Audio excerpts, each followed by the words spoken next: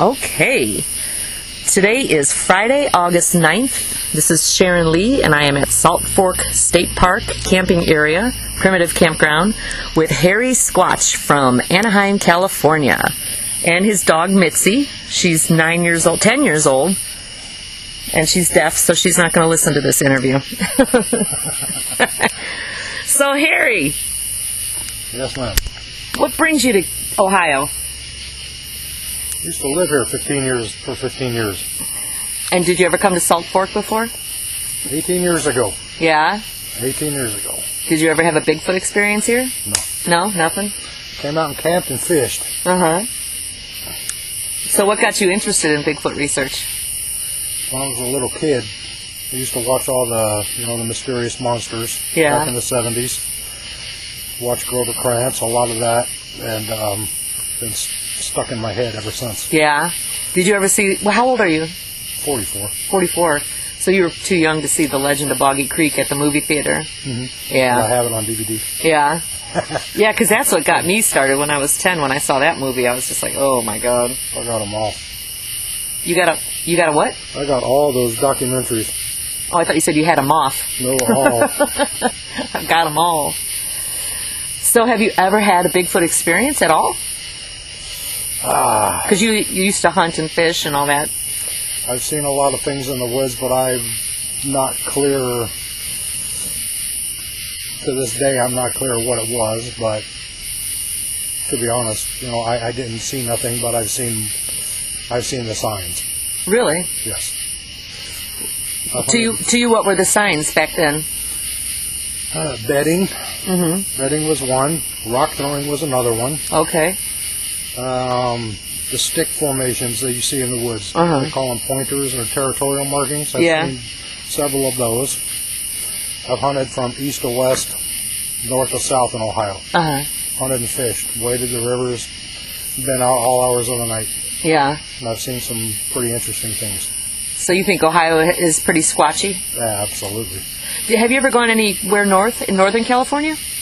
No, not yet. No? I've been up to Yosemite and Kings Canyon, and there were giant redwoods, but that was when I was a kid. I was only 18, but I wasn't really paying attention to the Bigfoot phenom back then. Yeah. So how much time do you spend on Facebook with all these groups and everything? Not much. Yeah. Not much. I was going to ask you, what do you think about all these people, I don't know. I think a lot of them have it, pardon my French, but I think they're full of shit. Yeah. Yeah. I'll tell you, every eyewitness interview I went on, I would drive for miles and end up at this trailer where this lonely, unemployed, depressed person was, and they would start and then they'd keep calling me week after week. Oh, there's more activity. Even after I came down and sat out there for a weekend and nothing happened, as soon as I leave, of course, all the activity starts up again, and it's just like, oh, God. It's like I don't really believe anybody anymore. That's why I have to see it for myself. Yeah, that's me. Yeah. That's me. I've had the vocalizations. I've cast footprints. I've had rocks thrown at me. I've found the stick formations. I've had, baiting, all the bait taken from our bait location. And we bait pretty intensively. Like, we put it in a nylon mesh zippered bag, so whatever gets to it has to unzip the zipper, and it's hanging off of a branch. We use a nylon rope and a carbiner, so it's hanging like 8 feet off the ground and at least like 2 feet from the branch. So if it was a raccoon or something, you would have to go down the nylon rope and then unzip the bag and stuff like that. And then there would be times when none of the food would be taken, and it would sit there and rot. But then we would have active periods where every piece of fruit would be taken, and there would be no evidence of it on the ground whatsoever. It would just be gone. And then as soon as we put a camera up, we caught one image on the camera, and then it stopped. Never came back again. And that killed it. We haven't had any activity there since we put up that camera. That's a big mistake. Frustrating. So, what to you is a good sighting? What do you look for, like when you read people's reports and you read people's stories?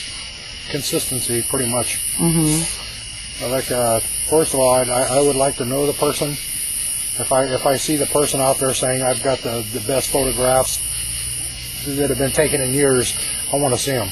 Right. Hearsay does nothing for me. I want to see it. Yeah. I want to see it. I want to know the person, and even though they're on my online pages, you know, such as Facebook, if I don't know the guy and he's just popping out, you know, pictures, you know, it could be anything. With red circles on. Yeah. He's cloaked in the trees, you know. I don't buy into that. You don't buy into the cloaking? No. Yeah. No, I don't. That's good. No. Good. I'm not in the woods with a serial killer, thank God. Okay. you can clearly see a Squatch. If you're, you know, 20 feet away from the Squatch, like from here to the wood line, you know, it's 20 feet. Right. You can clearly see a Squatch. Yeah. You know, I don't buy into the cloaking thing. I've unfriended so many people that post so much crap on there, you know. I don't buy into it. I want to see it for myself. Yeah. Cliff, you know, the cast on Finding Bigfoot. When they find something, they show it to you. Yeah. And that, to me, that's pretty good definitive proof. Jeff Meldrum, you know, his definitive proof, you know, his footprints, you know, the casts with the dermal ridges, that's definitive proof. Yeah. Yeah. That's what I look for. You know, I like consistency. Oh, we have a visitor. What's up? Hi, sorry to bother you. We're trying to find our site and we're having some trouble. Uh-huh. We're PC 3/4 810. You know what's the best way to... Was it P3 and 4? PC, so primitive camp. Yeah, and then 3/4. So you have 3 and 4? Did you get 2 sites? I'm not sure exactly which one is this one, Brent? Are we PC 1? We're number 1. Yeah, see, this is one. 1. That's okay. 2. 3 and 4 are back there. Oh, they are back there. Yeah, but it's kind of muddy, so I don't know if you might want to pick a different one. Number 2 is straight across from us, over here. So 3 and 4 would be right there. Okay, so we're actually right here next to you guys. Yes, this is number 1, and that one's number 2 over there. And then 3 and 4. It says it on the white pole. If you go look at those white poles, okay. it might be written on there. Yeah, I've never had to go to the primitive section, so all right. Are you slumming it tonight? No, we're just petting them. We're normally at the other campground. The electrical one. Oh. Is it on there with marker? Yeah, PC 5, 6. Yeah, so you got to go back. I think it's back one. Yeah, it's the next poles out over up. All right, thank you. Sure. You're welcome. See, the Bigfoot field reporter, always willing and able to help. So anyway, so we're just sitting here by the fire, chilling. It's been a long day. Having some cough syrup. Having a little cough syrup. Beating off the mosquitoes. AKA yogurt. Oh, you're not supposed to say that. You don't give a shit, do you? Nope.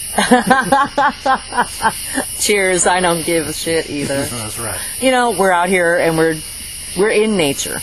Everybody else is probably back at home, sitting behind their computers, wah, wah, wah, wishing that they could be out in the field.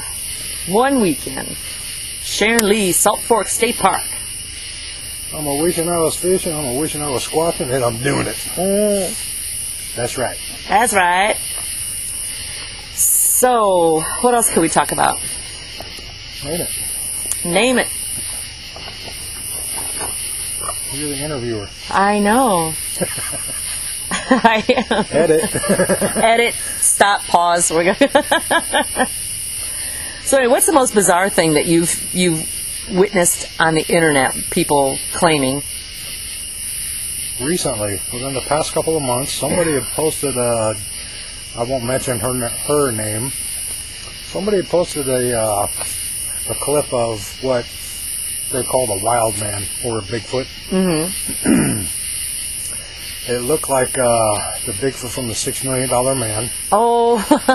And he was squatting down by a creek bed. Uh-huh. And when he grabbed the fish out of the creek, sure, you too. Bud.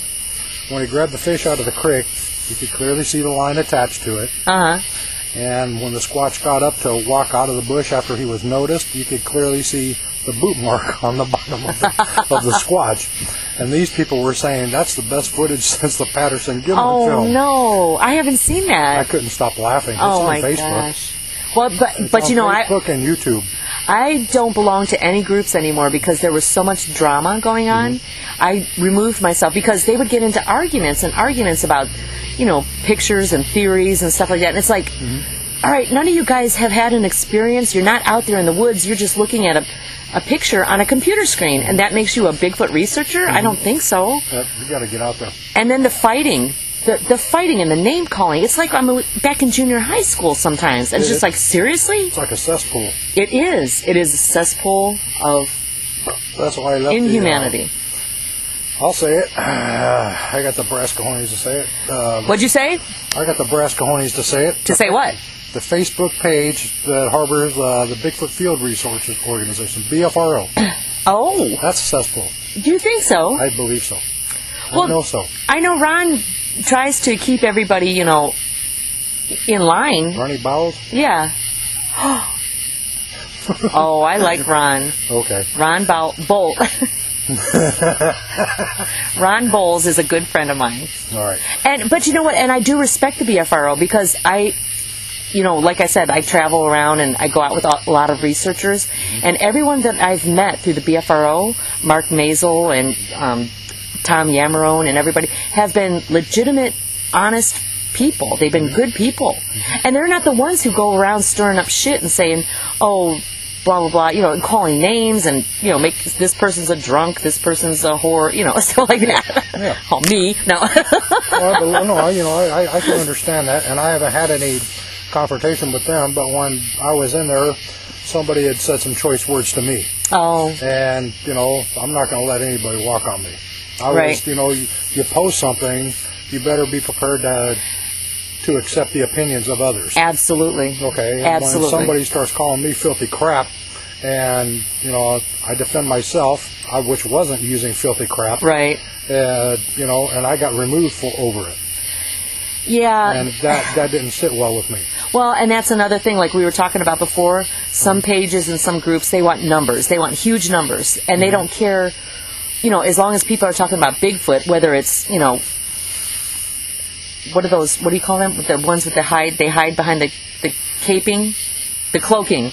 Yeah. Cloaking Bigfoots or whatever. As long as you're talking about Bigfoot, it's acceptable. But then when people start attacking each other, that's when it gets ugly. And that's why I've left every page, because everybody attacks everybody. And it's just so disgusting. And that's like, you know, on my Facebook page, I just post honest, good things. I don't attack anybody. If someone wants to put up a hoaxy picture on my page, I delete it. I'm not going to have hoaxy pictures on my page, but I will have a good discussion and, you know, that. And, of course, there's not a lot of pictures on my page because there aren't a lot of good pictures out there. Sure. And I'm not going to entertain someone who wants to draw red circles all day. Absolutely. That's crazy. Yep, absolutely. But the people know, you know, that I do go out into the woods and I do this and I give people a fair shake. And, you know, mostly I promote artists and book writers and movie makers, you know, stuff like that. Sure. Book writers. Sometimes they are called authors, but when you're in the woods, you call them book writers. That's right. That's right. When you say that's right, and I say that's right, because it reminds me of that song, The Boys Round Here. Oh, you don't know Blake Shelton? Well, the boys round here drinking that ice cold beer. When he says, oh, I don't know how it goes, but in the beginning he goes, that's right. She goes, that's right. I listen to hard music. You listen to what? Hard music. Hard rock, Metallica, stuff like that? No Metallica, man. It's like Pantera and Slayer. Pantera. Oh, God. I may be with a serial killer in the woods. I'm sorry. I'm retracting my last statement. No. Hard music. Yeah. Oh, why? Do you have a lot of anger issues? No, I just love the music. Okay. That's not music. That's just rah, rah, rah, rah, rah. And they make money. Lots of money. You know, being a guitar player, I listen to a lot of music. So. Oh, that's right. I saw some of your pictures. You were you play electric guitar. I play a lot. Yeah. I play heavy stuff, and I love classical. You know what's really funny is like all the people I meet who are into Bigfoot research are artistic in some way. Not autistic, artistic. That's very cool. Musical, paintings, authors. It's like, and I'm not. So I don't even know why I'm drawn to these people, but it seems like everybody that I appreciate and I support, it has some sort of artistic talent. Well, that's really cool. Well, at least you know they're not a one-tooth hillbilly out there who does, looks at you cross-eyed and says, "How you doing today?" Right. They got a little bit of background and education to them. That's a good thing. And I had, for 2 years, me and Dwayne Pintoff were going out to this guy's house in Pennsylvania who claimed to have Bigfoot activity. And he's, we went out there weekend after weekend, and then nothing ever happened. And so we gave up. We figured this guy was and just 2 days ago, he called me up. And I was just like, "Oh, hey, Doc." And I was like, wow. And then he's telling me about all this activity they're having. And I'm like, right, I'm not driving another 2.5 hours to go down there and entertain your lonely ass. And I'm sorry. I mean, there are people who do have good witness interviews, but I seem to get the schlubs. I hear you there. I don't know why, but I don't know. So I'd rather just go out and do my own thing and hopefully see something. Hear something, feel something, smell something. Yep. I'm glad it stopped raining. All the stars are out now. Look at that. Awesome. Gorgeous. This is awesome. I think we got a pretty good spot here. It's not bad. And like I said, in this area before, we had activity on 2 occasions that I can document. This place in Cedar Creek is loaded with activity. Right there in Oregonia. Yeah. Right behind the Caesars Creek Pioneer Village area. In fact, the trackway that's on my Facebook page, my timeline photo was taken behind Pioneer Village. Okay. If you, I don't know if I should tell you where it's at. Well, you're not coming back again for another 2 years? Let somebody else have it. Oh, no. I'll be back before then. Oh, okay. Sweetheart, I'm moving back. Oh, you're moving back to Ohio? I'm moving back. I want to be here. Nice. Okay, I'll spill. If you can find it, you go behind the caretaker's house. There is a pathway back there, and there is hiking trails back there. And you follow the pathway down, probably about a good 10 or 15 minutes into it. And you come across a couple of markers that are on the left-hand side of the track, or of the path, the trail. And there's an actual marker there that's highlighted in hunter orange. And then there's another tree that's splatted with the hunter orange. When you come to those two, that's where the trackway photo was taken. And there's all kinds of vegetation back there. There's sassafras back there, there's mulberries back there, and there's blackberries back there, including other ones, But, and there's access to water, there's plenty of game and food back there, there's plenty of shelter, of course. They have wild turkey, they have deer, they have rabbit, they have squirrel, they have pheasant, they have quail, they have fish, they have crawdads. There's plenty to eat back there besides the vegetation. And there's corn and soy all around, of course. So it's active. Cool. And I wonder why Cedar Creek doesn't advertise their Bigfoot activity as much as Salt Fork does. They don't a lot. And I talked to the naturalist back there. Her name's Erin Shaw. She's wonderful. If you ever get a chance to go to Cedar Creek, go to the Nature Center, which is right across from Pioneer Village, and get there on the weekends or when they're having a festival or something. Erin Shaw is usually in the Nature Center, the actual building, and she'll answer any questions. She's more than willing to answer questions. She's great. And what are her thoughts on Bigfoot? Because I know our naturalist here at Salt Fork, John Hickenbottom, he is not a believer, but he listens to everybody's stories, and he's actually the one who gave me the story about the one guy, a couple people. She didn't have anything negative to say. Okay, I didn't get to question her about if she's a believer or a skeptic, but she didn't have anything negative to say. But when she photographed the tracks, which was last December, she thought, and this is exactly what she told me. She says, I thought about it and said, this is very odd because the steps are perfectly in line. Yes. And it was a long trackway.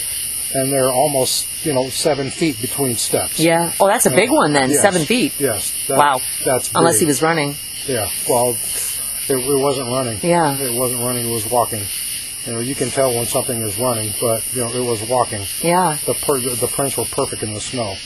And she stopped and she thought about it and said, this isn't normal. So she decided to take a picture of it, and she put up there and said, what kind of an animal makes these kind of prints?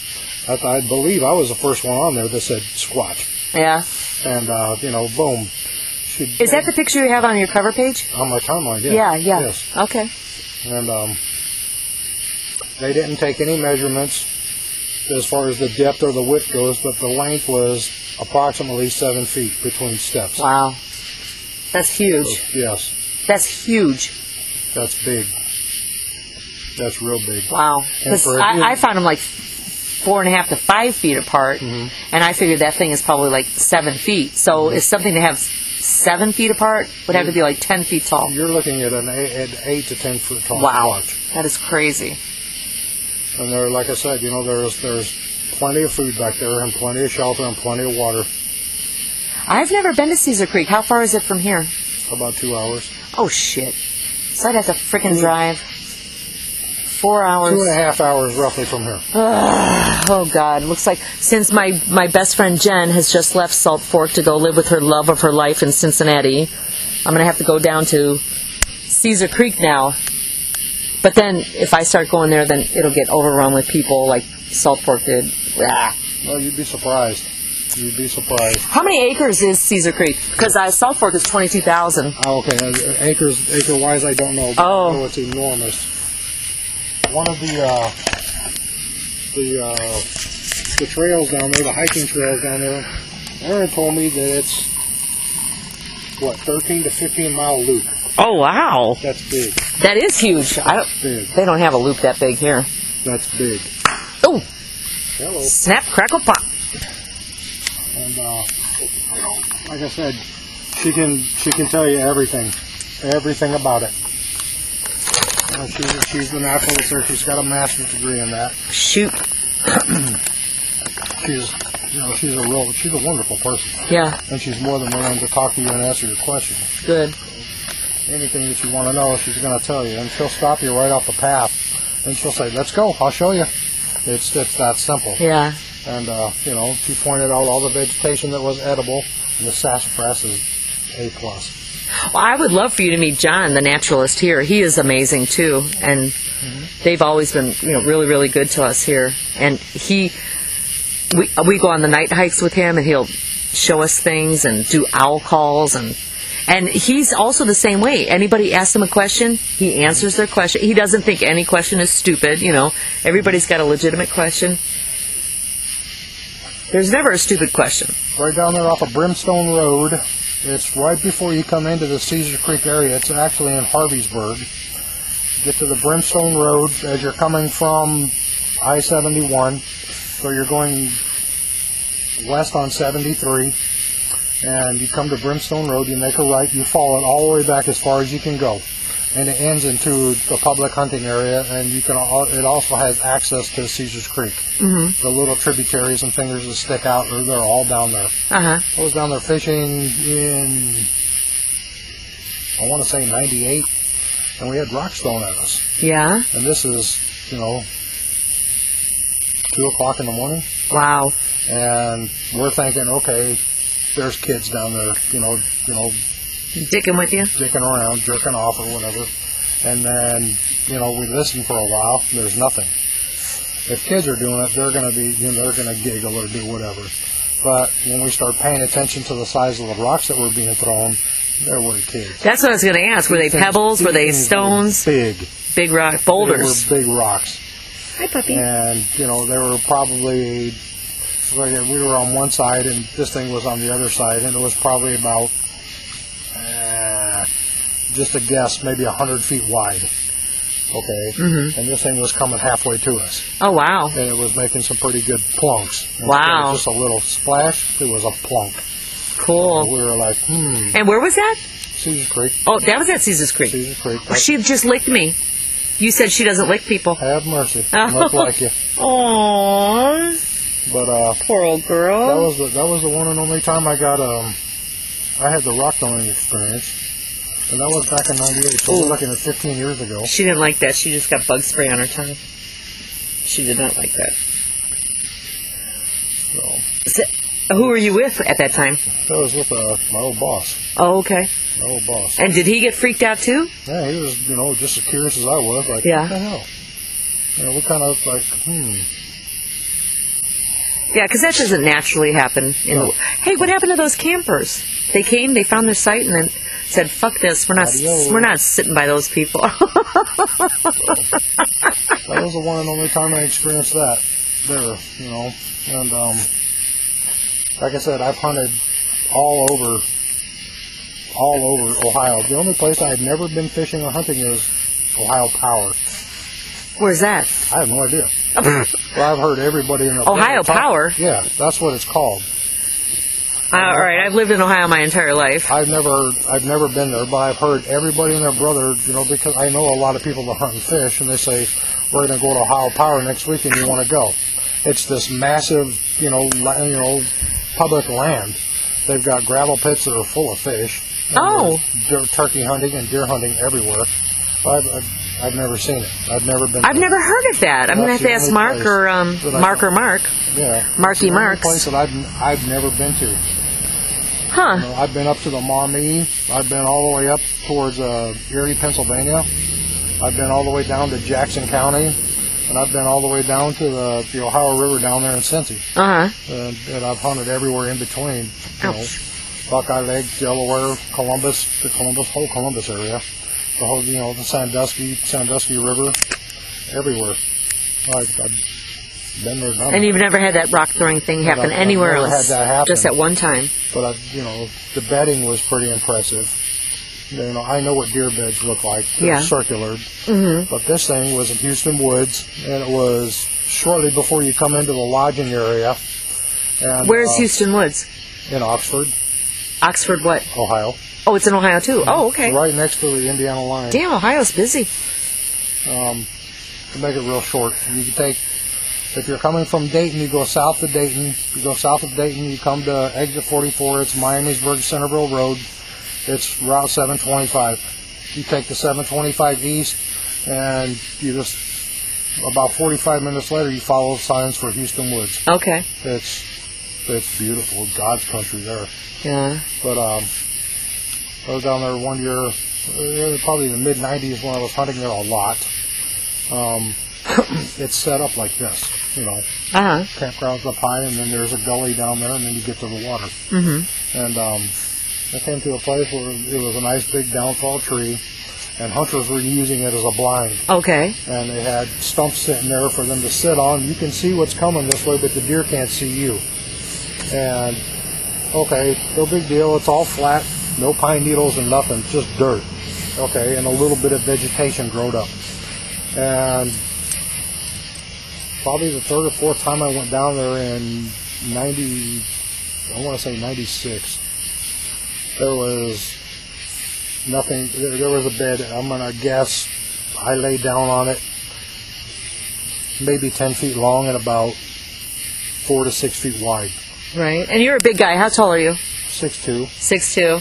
Mm-hmm. Yeah. And this thing was, it had needles stacked up about a good 4 inches, piled up.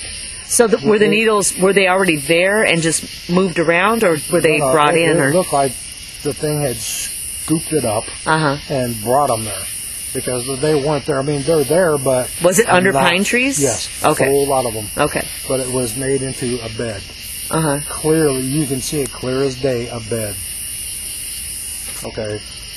Did you take a picture of that? No. Nope. No one would believe you anyway, so... No one would believe me. Don't worry about it. I know what I saw, and I don't have these fictitious stories where say, oh yeah, I saw one. He was in the woods 10 yards from me. Blah blah blah. He made a pillow out of ferns. I don't buy into that, but I know what I saw. And in that same general area, going back, that's right off of a power line area. Yeah. And everybody knows Squatches follow power lines. And Everyone assumes, yeah, they do.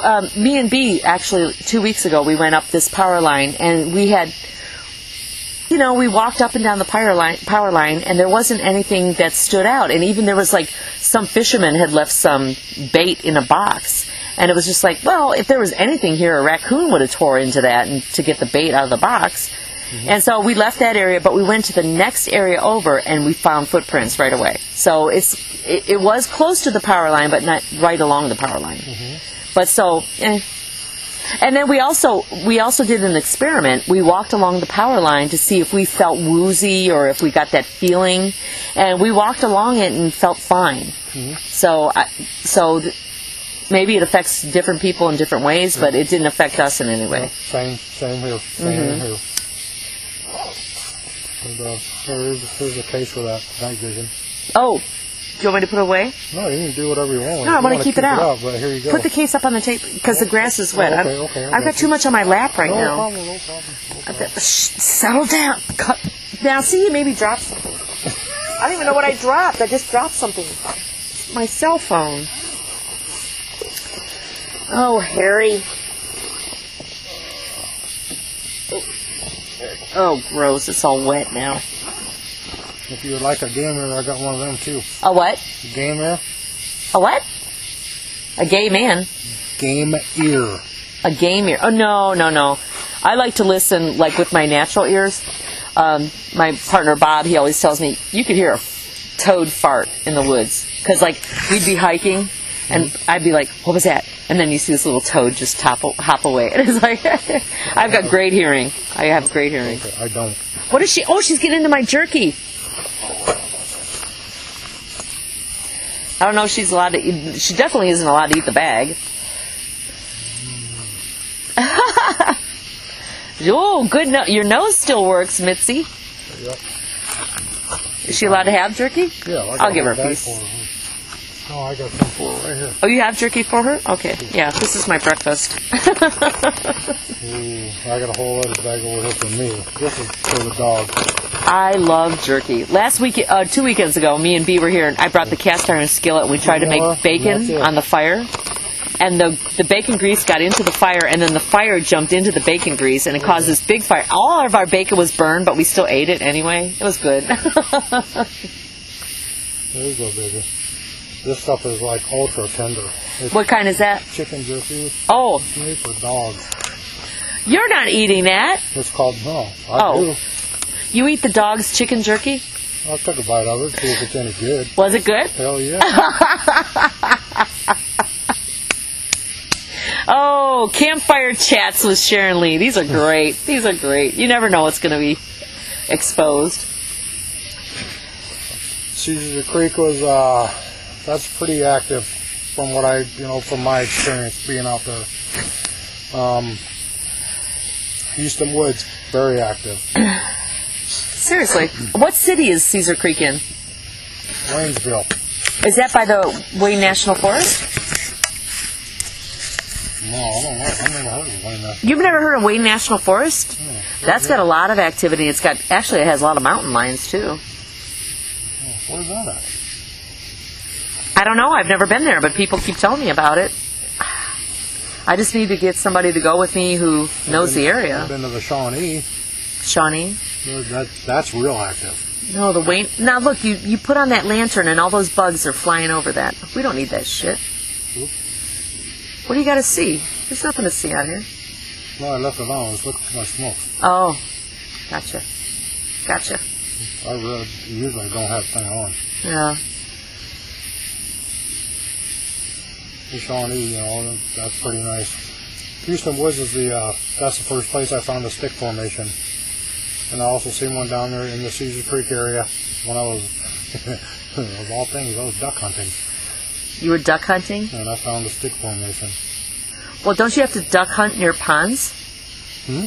Don't you have to duck hunt near ponds or water sources? Yeah. So it was close to a water source? Yeah. What did it look like? There was just two sticks, like an X. Like an X. That's it.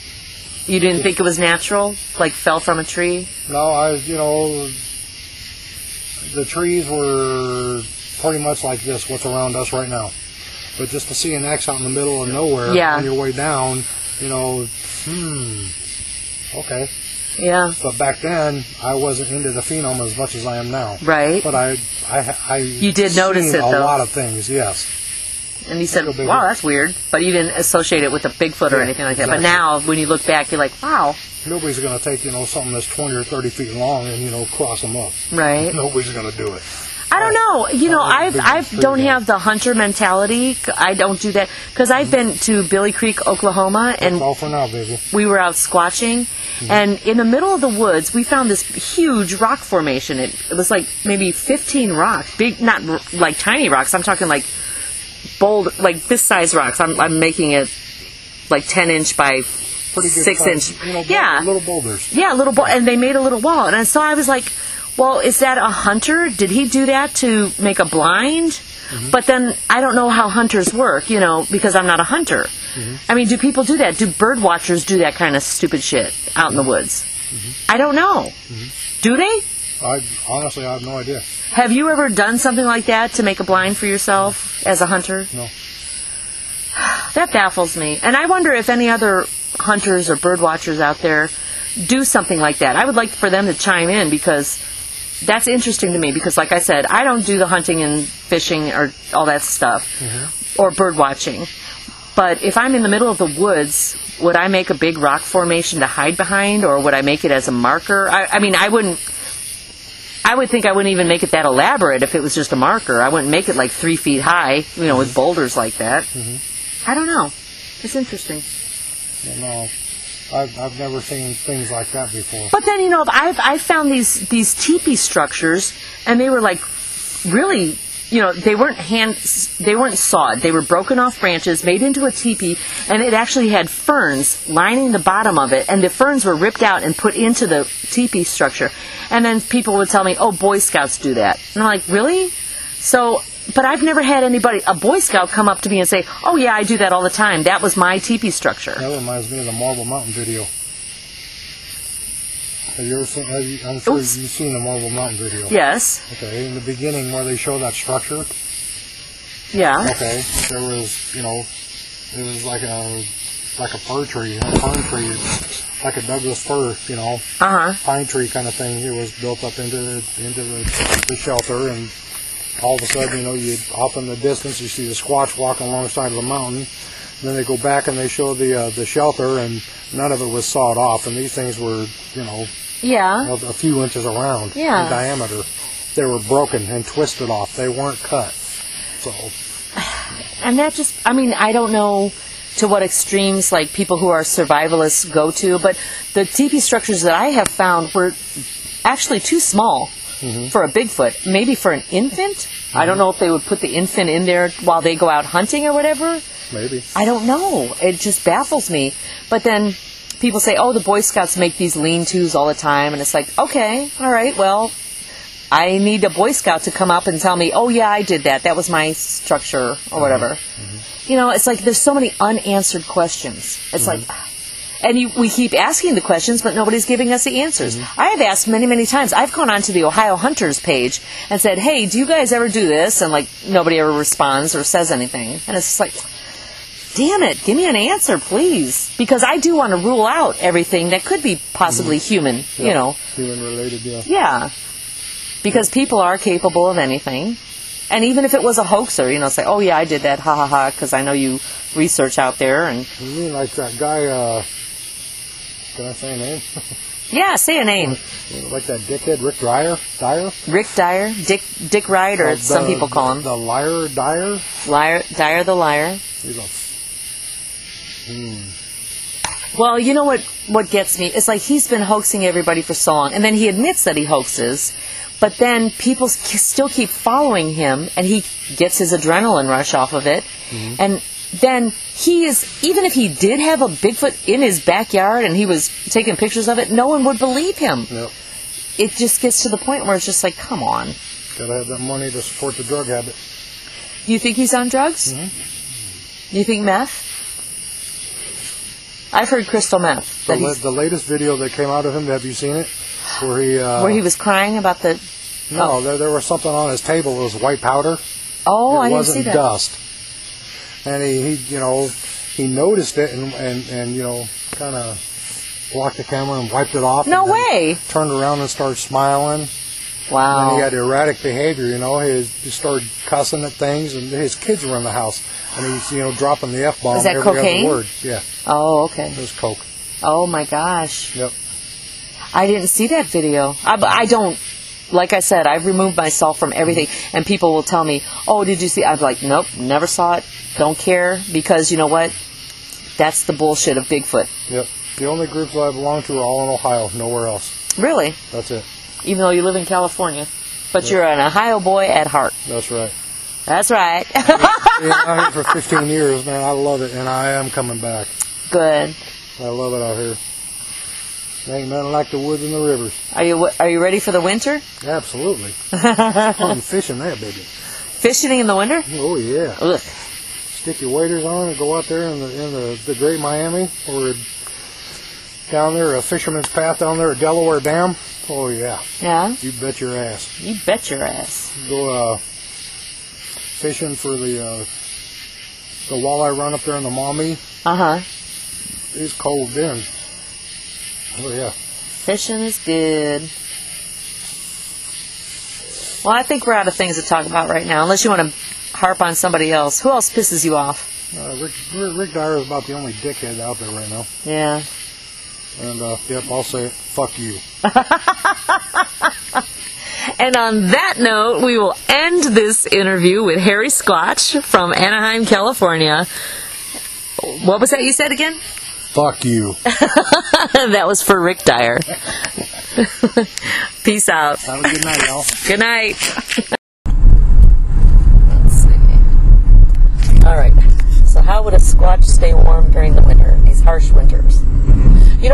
In January of 2009, I was out here for a week. We were at the cabins, and we went out squatching at midnight, but I had another vehicle. It didn't have four-wheel drive, and we went up that road I took you up before, and it was after midnight, and it was 10 below zero. The truck got stuck in a ditch.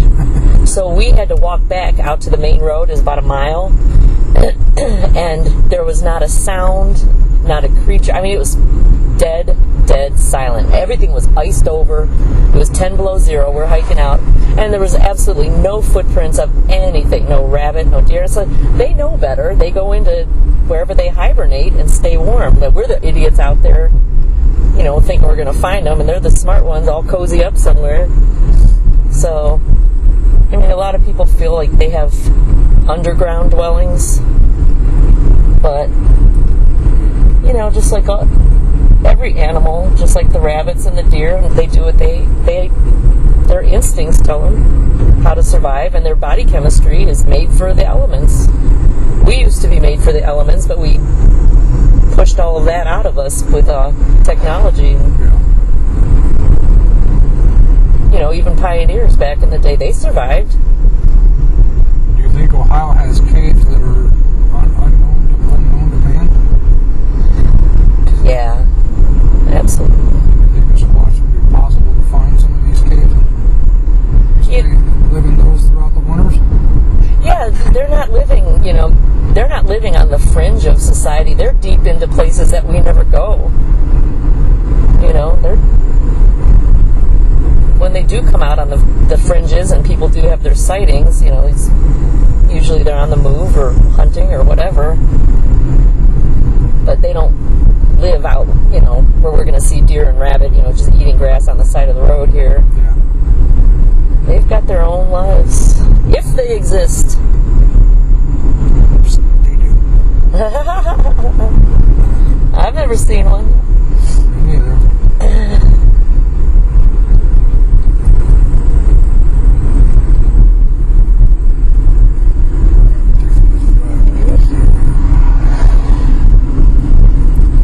A lot of people camp over here at Area A. They say there's Squatch activity over there.